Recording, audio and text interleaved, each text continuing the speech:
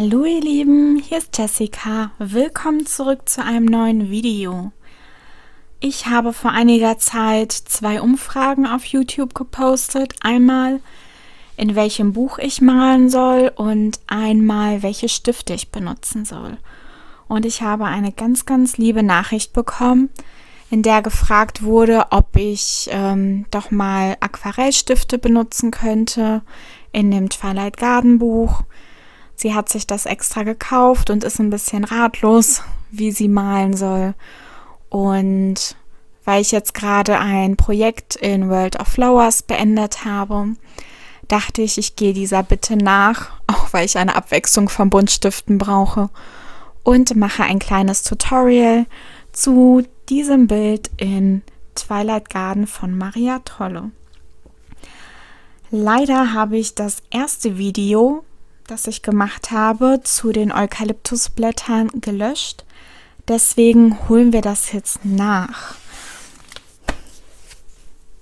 Und zwar habe ich ein Eukalyptusblatt auf Papier gemalt und alles ein bisschen beiseite schieben.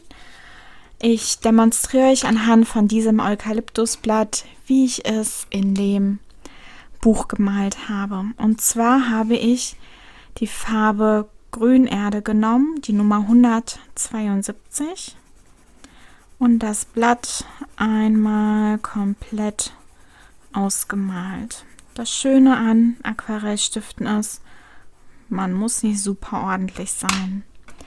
Dann habe ich die Farbe Wacholdergrün genommen, 165, und habe den Rand hier dunkel gemalt. Ich mache das Ganze nicht mit sehr viel Druck. Trage die Farbe erstmal auf.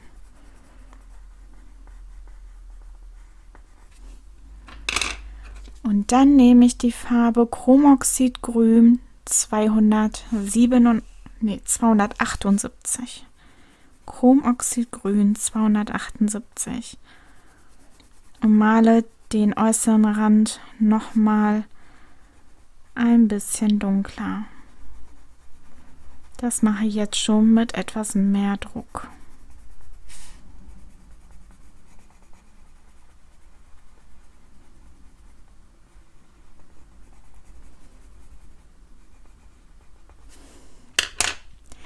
Dann gehe ich zurück zum Wacholdergrün und ziehe die Farbe ein bisschen mehr in die Mitte. Und dann nehme ich nochmal Grünerde und blende das Ganze etwas aus. So, jetzt greife ich zu meinem Pinsel. Ich habe dafür den Kuretake-Pinsel genommen mit der etwas größeren Pinselspitze. Etwas Wasser einlaufen lassen. So, und ich arbeite von hell nach dunkel. Ich fange im Hellen an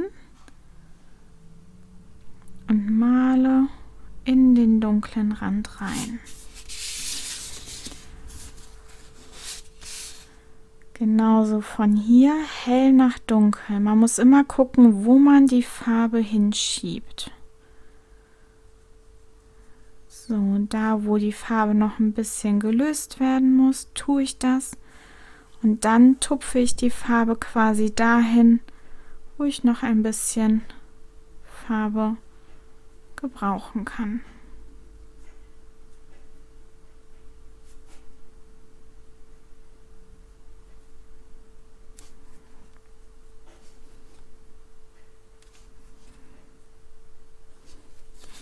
So, und so sehen die Eukalyptusblätter auch in dem Buch aus. Dann geht es gleich weiter mit den Blumen, also bleibt dran. So, jetzt malen wir die Rosenblätter. Und zwar nehmen wir dafür 3 Farben: Permanent Kamin 126, Pompeianisch Rot 191 und Kaminrosé 124. Wir gehen bei allen Blütenblättern in der gleichen Reihenfolge vor. Ich fange mit Permanent Kamin 126 an und wir beginnen dort, wo der Schatten des Blütenblattes sein soll, also die dunkelste Stelle für mich. Und ich male schon mit starkem oder mit relativ starkem Druck, weil ich nur eine Farbschicht bei diesem Bild auf das Papier bringe, weil es eben kein Aquarellpapier ist. Dann nehme ich die nächste Farbe, Pompeianisch Rot 191. Das ist ein rötliches Braun und ich male damit leicht über das Rot, das ich schon gemalt habe, einfach damit es nicht so ein strahlendes Rot ist, sondern ein bisschen gedämpfter. Und dann nehme ich meine hellste Farbe, Kaminrosé 124 und male damit die sanften Ausläufe des Blütenblattes mit leichtem Druck. Einfach nur ganz sanft die Farbe auslaufen lassen. Dann nehme ich meinen Kuretake Wassertankpinsel mit der feinsten Spitze und ich fange an der hellsten Stelle an und arbeite mich zu der dunkelsten Farbe vor.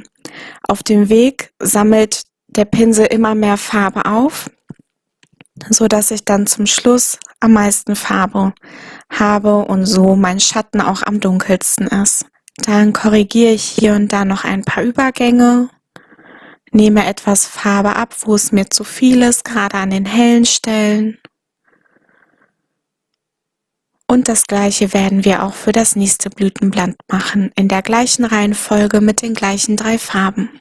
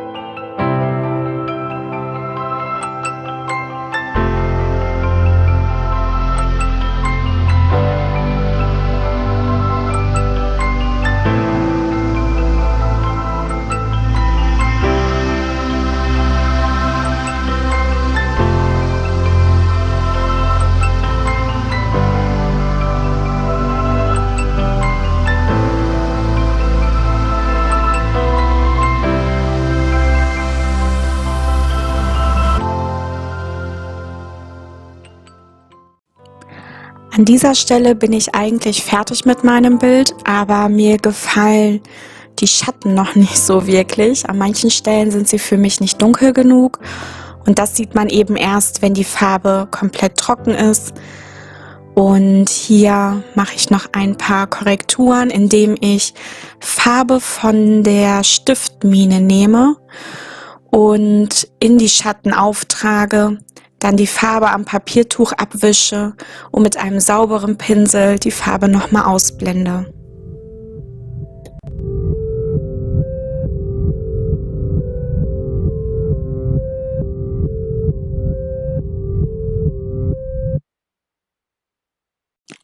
Weiter geht es mit den Blättern der Blume.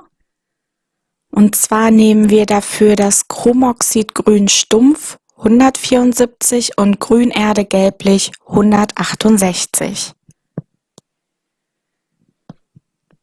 Wir beginnen mit dem hellsten Ton, Grünerde Gelblich 168 und malen mit leichtem bis mittlerem Druck den kompletten Strang des Blattes aus. Also nicht das komplette Blatt von vornherein ausmalen, weil ich einen Teil der Seite weiß lasse.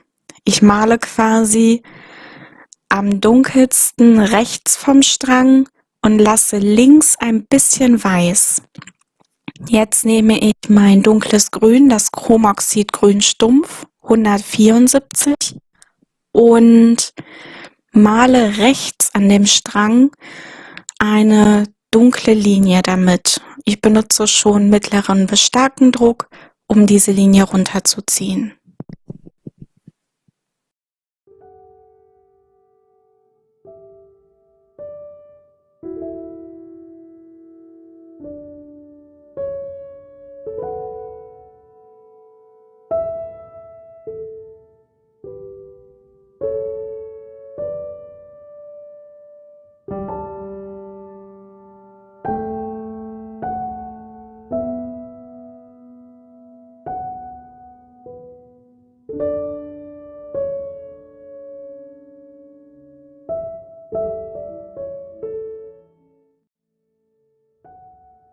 Nachdem ich nochmal mit der Grünerde Gelblich das dunkle Grün ausgeblendet habe, nehme ich jetzt meinen Pinsel und ich drehe mein Buch so, dass ich die Farbe wieder von der hellsten Seite anfeuchte und quasi zur dunkelsten Seite hinmale. Einfach damit dieser Schatten oder dieser Gradient entsteht. Ich male immer in einer Linie, damit ich wirklich die Farbe so löse, dass die hellste Stelle hell bleibt und die dunkelste Stelle eben dunkel.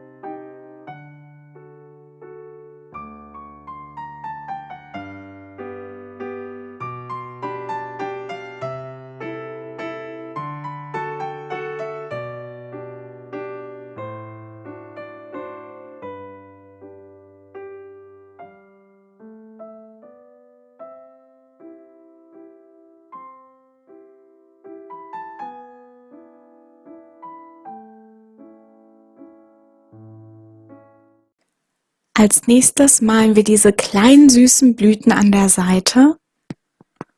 Und zwar nehmen wir dafür Karmin gebrannt 193 und Fleischfarbe Mittel 131.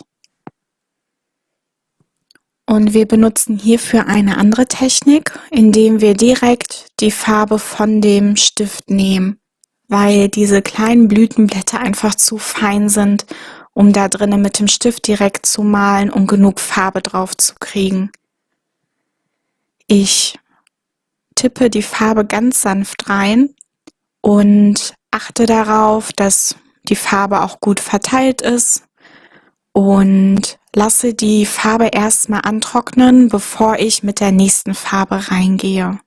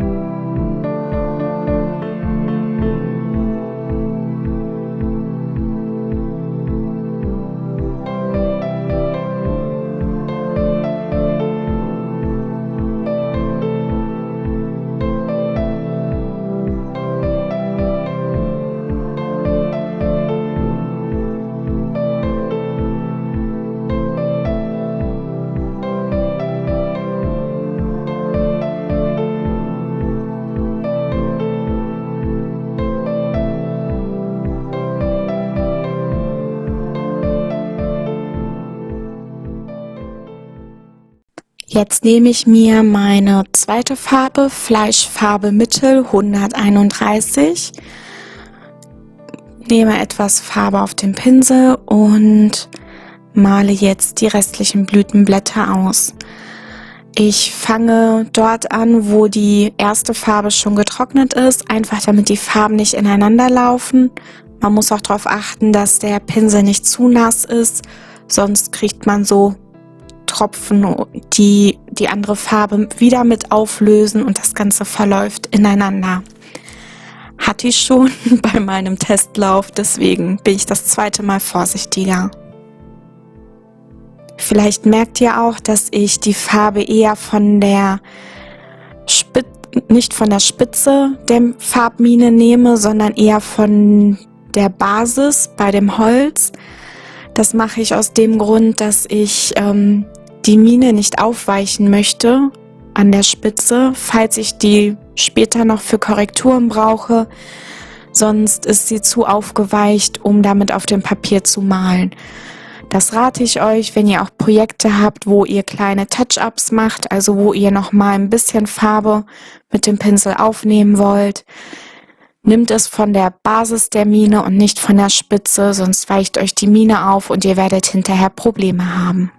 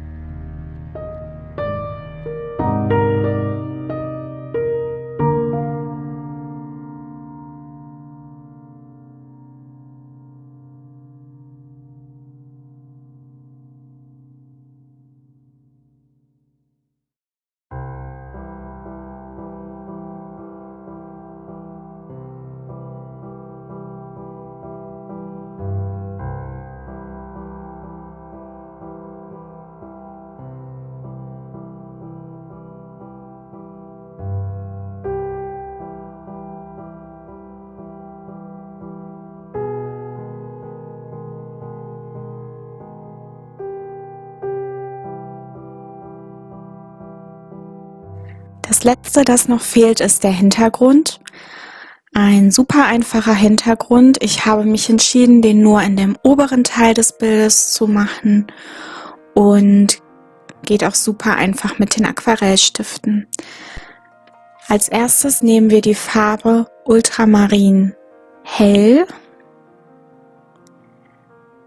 die Nummer 140. Aber im Prinzip ist es egal, mit welcher Farbe ihr anfangt, was euch lieber gefällt. Dann die Farbe Rot-Violett Hell 135. Ich male sehr, sehr leicht. Es soll ein sehr leichter Hintergrund werden.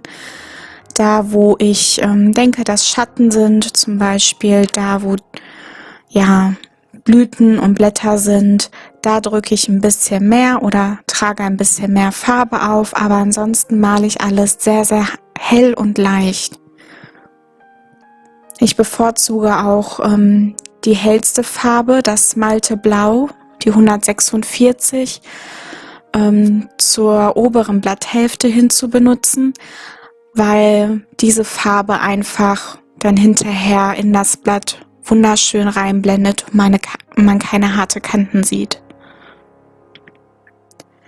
Nachdem ich etwas Farbe aufgetragen habe, nehmen wir wieder den Pinsel und lösen eine Farbe nach der anderen. Ich habe hier die Farben ineinander gelöst, was ich im Nachhinein nicht so gut fand. Deswegen würde ich euch empfehlen, wirklich erst die eine Farbe zu lösen, den Pinsel dann abzuwischen und dann die andere Farbe zu lösen. Nach meinem Fehlschlag in dieser Ecke werde ich euch das gleich nochmal zeigen.